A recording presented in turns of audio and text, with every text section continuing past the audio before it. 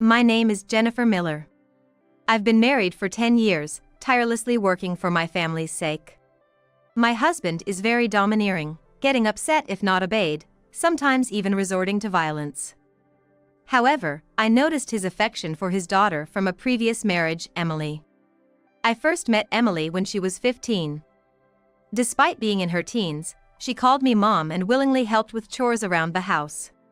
Because of this, I believe we quickly came to share a bond like that of a real mother and daughter. Now, Emily is getting married, and today is her wedding day. I was overjoyed to be there as her mother, wishing for her happiness. However, when we were alone in the dressing room, something unexpected happened. Mom. What's wrong? You don't need to be so nervous. You're not my real mom, you don't have to. So please, don't attend the ceremony. What? I couldn't believe what I was hearing. Emily was trembling, her head bowed. What did you just say? Don't attend the ceremony, it's embarrassing. I could hear the quiver in her voice. Why would you say that? I'm sorry, his family is wealthy. A poor person like Mom. She couldn't finish her sentence and fell silent. I see. Okay, if that's what you want. I won't attend. I'll just pray for your happiness from here. Tears filled Emily's eyes as she looked at me, then she left the room, unable to stay any longer. The once joyous atmosphere of the dressing room was now as cold as ice, with only the chill of rejection lingering. Why? Why would she say that? I thought I did my best as a mother, but to her, was I never really her mom? Holding back tears, I managed a smile for Emily, but it crumbled as soon as she left. Tears flowed freely, and the past 10 years felt like they were in vain. I remembered the first day I met 15-year-old Emily. She shyly looked at me, barely able to greet me properly. Gradually, we grew closer, but it was a struggle to understand how to relate to each other. Later, when we talked about those times, Emily would say, I felt the same. I wanted to call you Mom right away, but I couldn't. I was such a difficult child, and she would smile. We would go shopping together, cook together. I never knew how much I could love a child, and I cherished Emily. But my husband didn't see it that way. He forced Emily to study hard. He wanted her to get into a good college and a good company, and ultimately marry into a wealthy family. She went to tutoring every day for a week without any time to play. If her test scores fell below 95%, he would be merciless. She was forced to study continuously without breaks for meals. When I heard this had been happening since kindergarten, I felt more sadness than shock. As a result, Emily couldn't make any real friends, only competitors. Feeling sorry for her, I once confronted my husband about it. Please, let her have some fun. Why should I? It's too sad for her not to have any friends. What's the use of friends? It's better to have one talented friend than 10 mediocre ones. But it's cruel to make her study all the time. Childhood is just a brief time in life. The adult years are much longer. It's too late to regret it when that time comes. You say these things because she's not your own child. That's not true. Just listen to me. I'm making sure she gets a good education and marries into a good family. That way, she'll have a secure future. Is marrying into wealth really that important? Of course. What's the alternative? Marrying a poor man and struggling for life? You grew up poor, so you think friends are more important than money. Friends can be made even when you're an adult. But wealth is built through effort in childhood. I want to ensure she never struggles financially. But enough. She's my daughter. I decide her education. If you can't follow my rules, we might as well divorce. Back then, I was so tired of life with my husband that the threat of divorce didn't hurt much. I thought it would be easier without such a tyrant. But divorcing him meant losing Emily too. I knew what would happen if I left Emily solely in my husband's care. It was clear without even thinking. Above all, she was my child and my heart. The thought of leaving her was unimaginable. I was genuinely happy when she got engaged. I was ecstatic about picking out her dress, planning her honeymoon. But I noticed Emily wasn't happy. So that was it. She didn't want me at the wedding. That's why she wasn't happy. I was so oblivious, getting excited all by myself. How foolish of me. I didn't realize her pain, happily accepting the marriage arranged by my husband, believing it would make her happy. I never thought my presence would be a burden. I thought I was her mother, but that was only in my mind. Tears kept flowing. Unstoppable no matter how much I wiped them away. I wanted to see her in her bridal gown.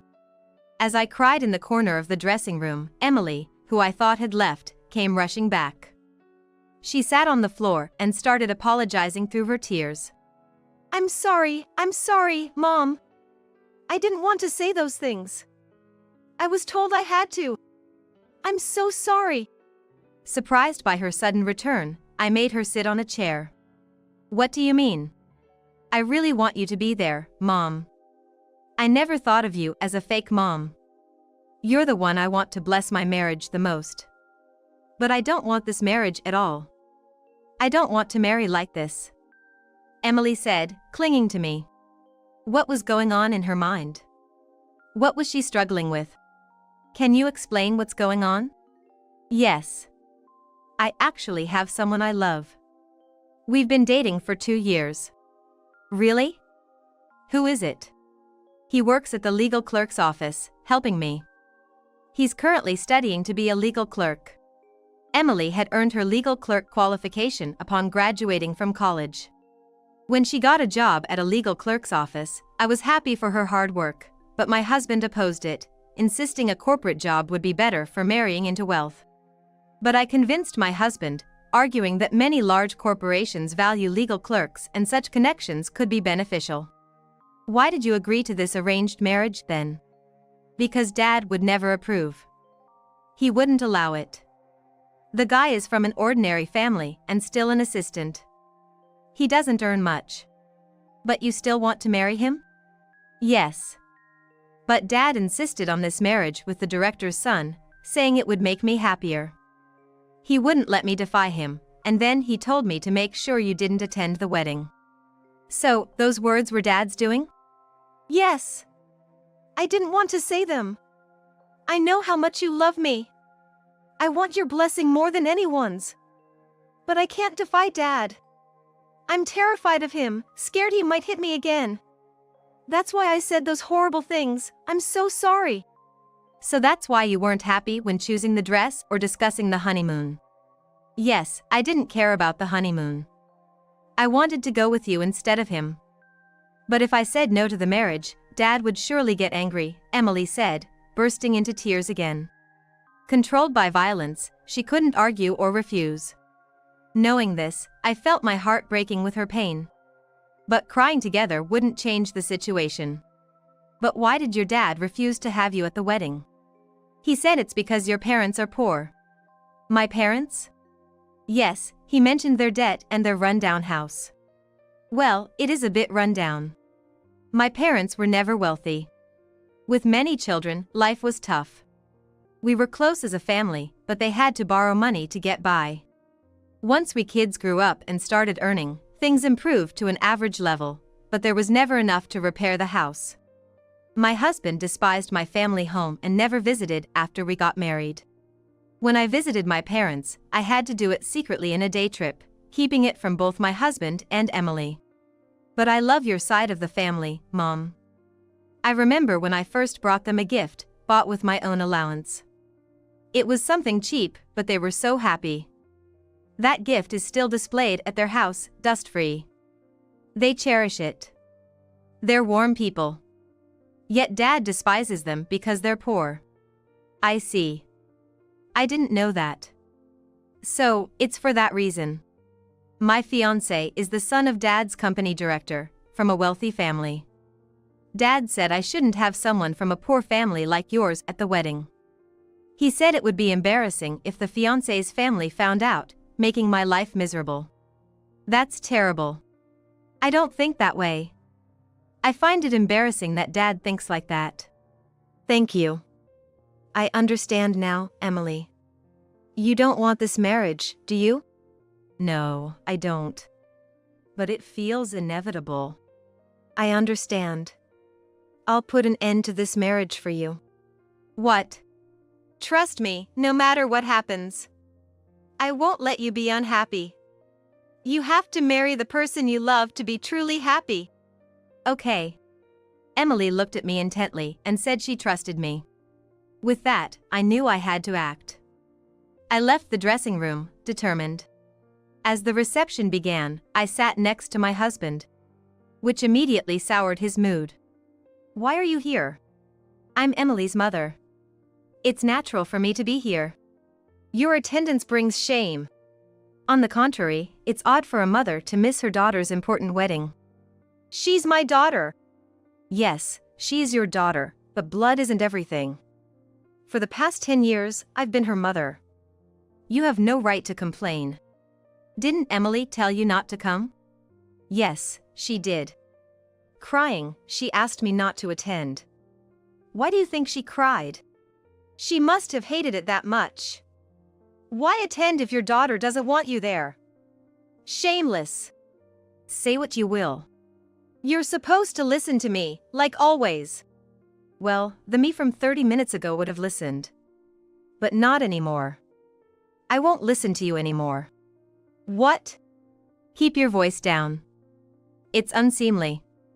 The other parents might wonder what's wrong. Isn't this marriage supposed to be a step up for us? Humph. Just wait till we get home. You've disobeyed me. Be prepared. My husband threatened me. Normally, I would have succumbed to his intimidation. But as a mother, I needed to be strong, regardless of my vulnerability as a woman. Despite his displeasure, the reception proceeded smoothly. Midway through, the host called my name. Why are you being called? This was my doing. Normally, it would be my husband's turn to give a congratulatory speech, but I had requested to be the one to speak. The groom's parents looked puzzled by this unusual arrangement. However, I confidently walked to the microphone, smiled, and nodded at the high table. Emily nodded back. And then, I began my speech to offer congratulations to the bride and groom. I wanted to speak today to tell you the truth. I'm not her biological mother. I became her mother when I remarried her father when she was 15. Emily is a wonderful child. She calls me mom and we do things like shopping and cooking together. But back then, she was sent to tutoring late into the night, leading a life filled with nothing but study, without a single friend. Perhaps I was her only friend, and her mother. Although she always scored above 90 in her tests, my husband was not satisfied unless she got 95, often resulting in physical abuse and denying her meals. The venue buzzed with murmurs. It was understandable, the idea of not being satisfied with a 95. And not providing meals was excessively harsh. My daughter has been forced to strive for a marriage of wealth, as instructed by my husband since her kindergarten days. As a child, she dreamt of it without understanding the meaning. Now as an adult, suppressed by violence, she couldn't defy my husband, choosing the groom he wanted despite having someone she loves. Can such a marriage truly bring happiness? Stop it! What are you saying? This marriage was chosen by my daughter. I didn't force her. My husband tried to grab my microphone. But Emily intervened. Stop! Someone, please stop him. Marriage is the beginning of a long journey. Without love, it won't last. But Emily doesn't love the groom. She loves someone else. As her mother, I want her to marry the person she truly loves. What does this mean, Miller? Is this true? It's a lie. This woman is delusional. It's not a lie. Emily told me herself, crying. She's from a poor family. She fantasizes about love over money. That's all. My family is indeed poor, with many children, and life has been tough. My parents had to borrow money to make ends meet. But what about your family? My family. Do you think I'm unaware? Your father is also in deep debt, all due to gambling. I've been sending as much money as I can every month, and you just take it for granted. Aren't you also addicted to gambling? No matter how much we pay, the debt just keeps growing. That's ridiculous.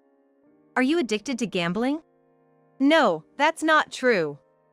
I do gamble, but it's only occasional visits to the casino. But you also bet on horse racing and boat racing. Why lie? You're pushing our daughter into this marriage to pay off your debts and continue gambling. That's a lie.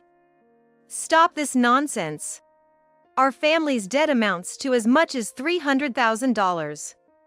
Unable to repay this debt, I've even resorted to tampering with the company's funds. What? It's a lie. There's no way I could do that without getting caught.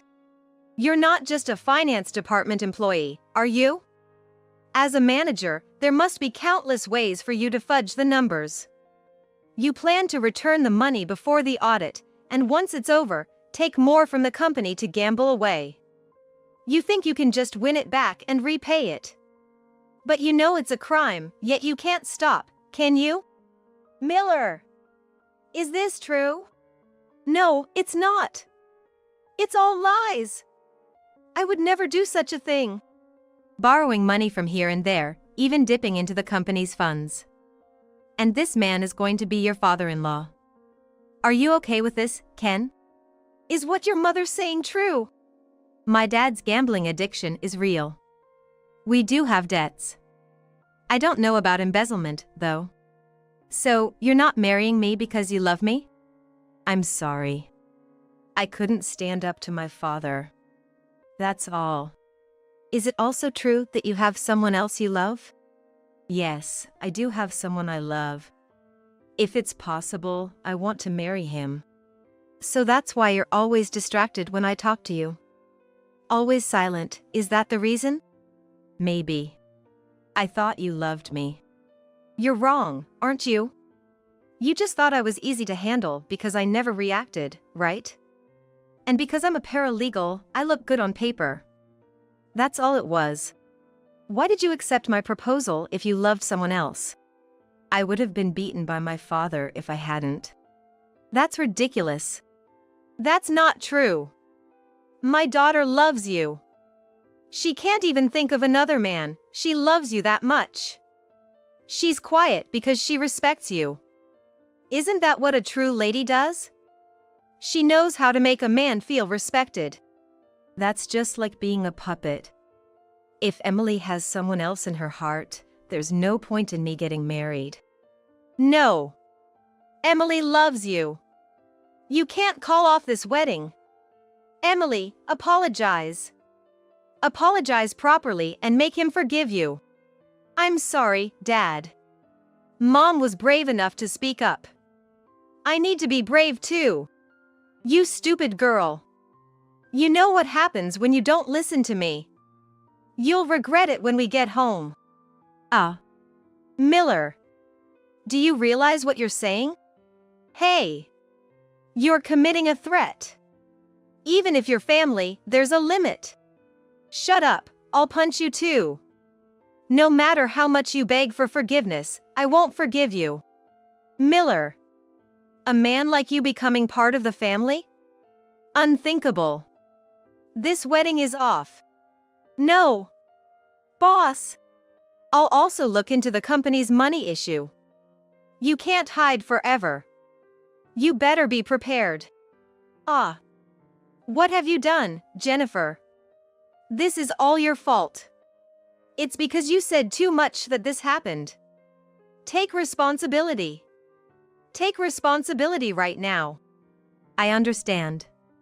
I'll take responsibility. I'll divorce you. What? You wanted to divorce me, didn't you? I've endured it just because you didn't want to break up with Emily, but I've reached my limit. I'm cutting ties with you too, Dad.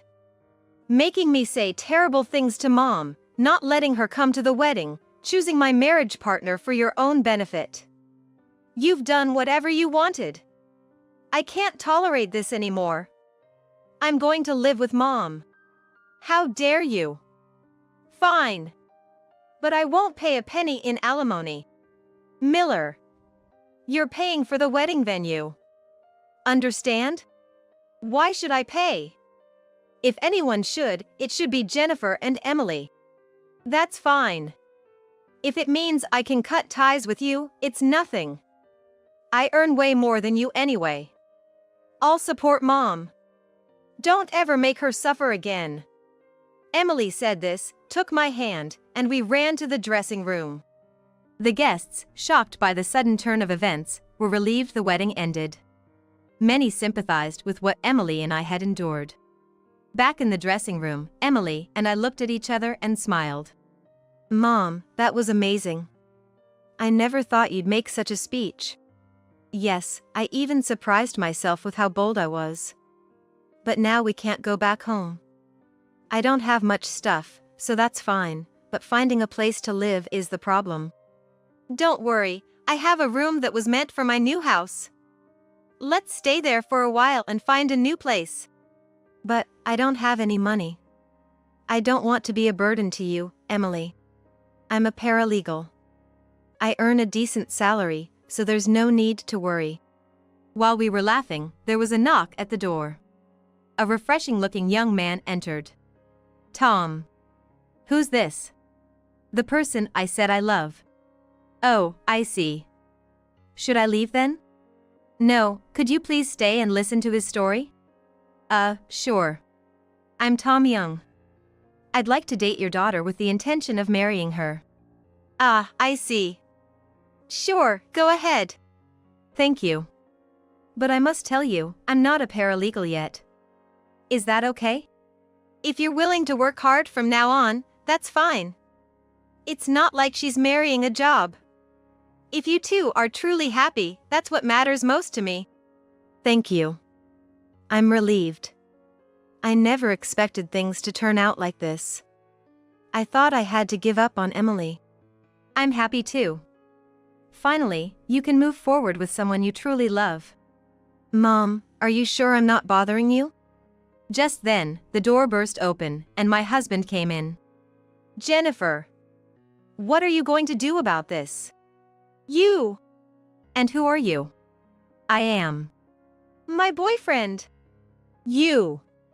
The one who seduced my daughter. Don't say such cruel things. He's my fiancé. What do you do for a living? Is your family rich? Do you have money? Hey. What does his family background have to do with anything? Dad. I said I'm cutting ties with you. Mom's getting a divorce, so you're a stranger to us now. What? After all I've done for you. My life plan is ruined. I'm not your robot, Dad. I won't listen to you anymore. I've decided that. If you had listened to me and married well, you would have been happy. That's not true. It's better to be poor and with someone I love. We'll pay for the wedding venue, so please leave.